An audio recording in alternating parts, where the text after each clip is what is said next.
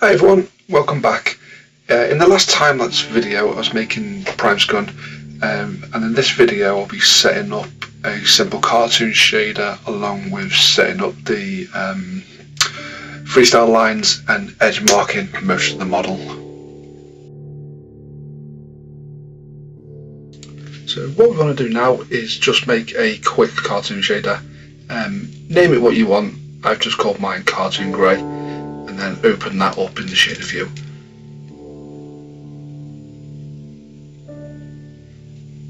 So what we want to do first is just delete the principled BSDF and create a diffuse BSDF. Link this straight up into a shader to RGB node and then plug that directly into a colour ramp. Make sure that you set the type of colour ramp from linear to constant. This way you get a nice sharp fall off between the colours. Then all you have to do is pick the ones that you want. I recommend picking a middle ground, a shadow colour and a highlight colour. It works quite well that way.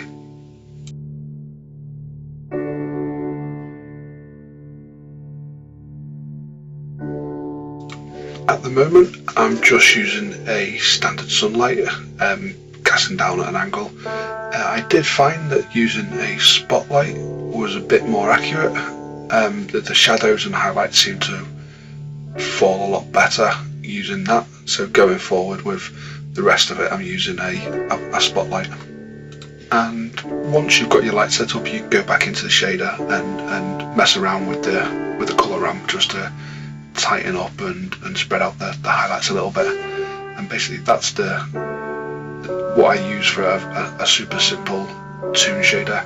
It works a lot better once we get the FreeStyle lines working. So applying FreeStyle lines is super simple. Go down to render settings, then just turn on FreeStyle lines. These both work with Eevee and cycles, but for me I find it renders really quick with Eevee, so I've just stuck with that. And then go into your layers and scroll right down, turn on FreeStyle, and under FreeStyle line set, we click the little plus and we'll make a new line set. So what we want to do first is make an outline shader. So we'll just rename that line outline. You can turn these off and just click on external contour, and this will just take the outside of the model.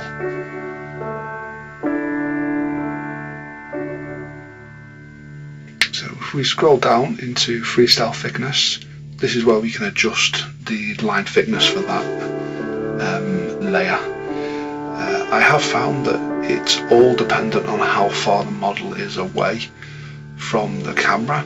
So if you pick a size of what we've got here, 10, zoom out and then render again, the lines will be even thicker. So I recommend to get your model into, what I'm going to do is put into a pose, set the camera angle, then go through the lines again and adjust them to what works for that angle. There might be a way around this to have it not affected by the camera distance, but I'm not sure how to do that. So for now, all I'm going to do is just go through and try and just find something that works for this current camera angle.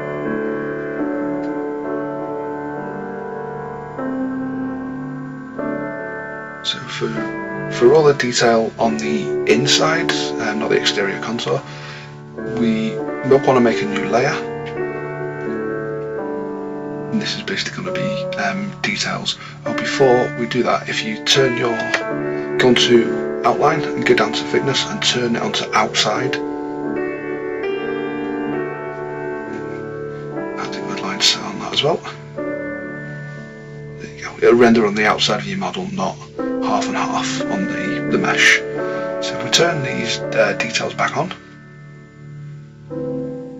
this is pretty good for giving us a general once over with lines, but I found it misses quite a lot. So if we quickly do a quick test render, you can see it's starting to get there, but there's loads of bits that are missing.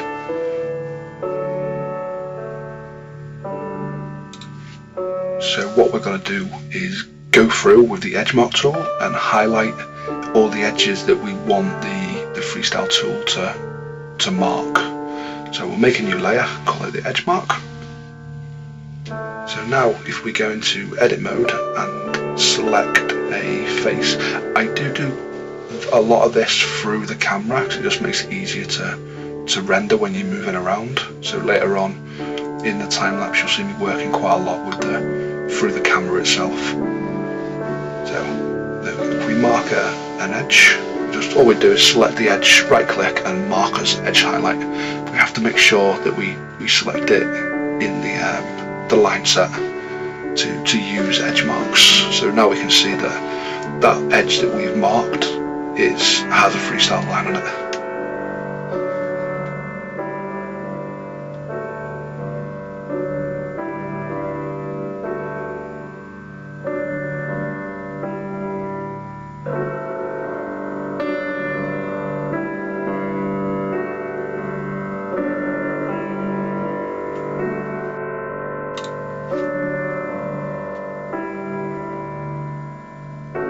So this is one I previously set up. So if we go into edit mode, you can see all the edges that I've highlighted. I went through and marked every edge that I wanted the outline to be on, regardless of if Blender found it in the details pass anyway. One thing to mention is originally these vents that I made were just intersecting in, but the FreeStyle tool didn't pick them up, or it wasn't happy with them. So all I'd done was use the ball tool and combine and pulled them together, and then mark them edges. So let's just make sure it's got the same material on. I'm going to do a quick render on that. There you go.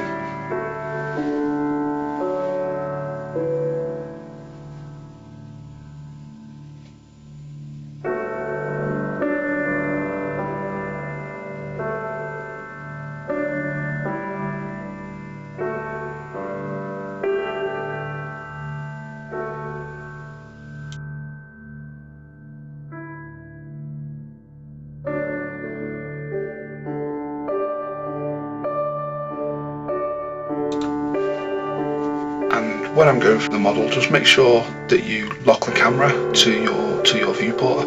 It just makes it easier to quickly zoom around, do a test render, see if you've missed any edge marks as you're going through.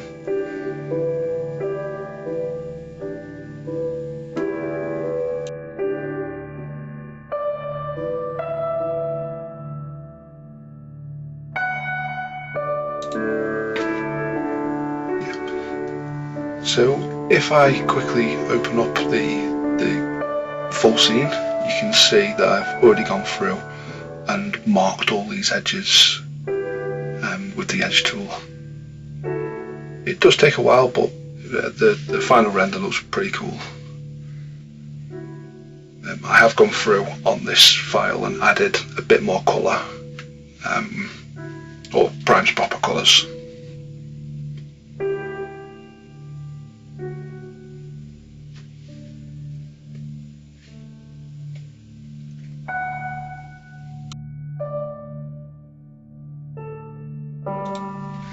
So this was just a really quick intro to how I used the FreeStyle lines. I think in the near future I'll do a video just on FreeStyle lines and everything I learned, pitfalls and things to avoid when using it.